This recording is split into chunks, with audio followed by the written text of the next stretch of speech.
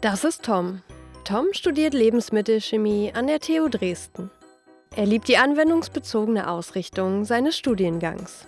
Laborpraktika macht er mit links.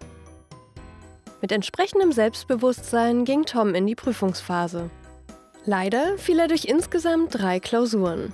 Er hatte einfach zu wenig Zeit in das Lernen und Verstehen der Theorien gesteckt. Das soll in Zukunft anders laufen. Für die Prüfungen zu lernen fällt Tom sehr schwer. Er hat Probleme, sich zeitlich zu strukturieren.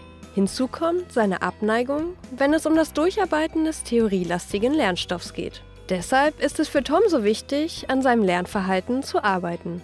Im Opal-Kurs entdeckt er 2 Methoden, die ihm dabei helfen könnten: das Strategieinterview und den Friendly Reminder.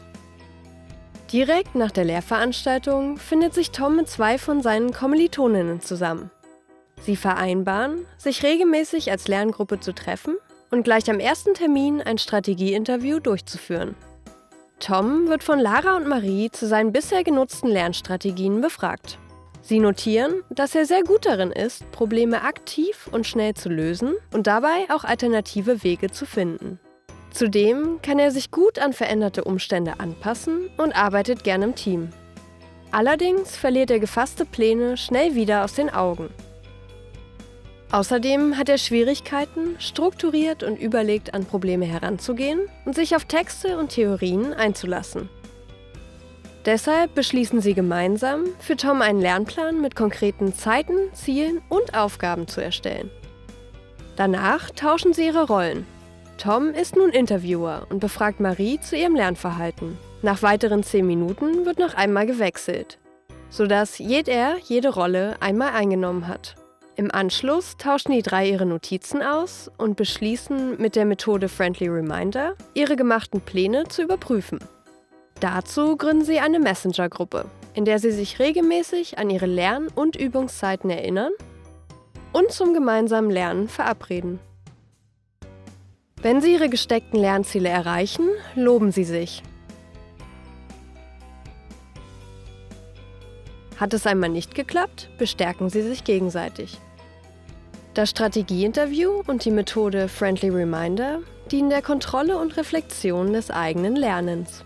Beide Methoden sollen über den kritischen Austausch in der Gruppe und das Nachdenken über das eigene Lernverhalten die Motivation erhöhen und das Lernen weiter optimieren.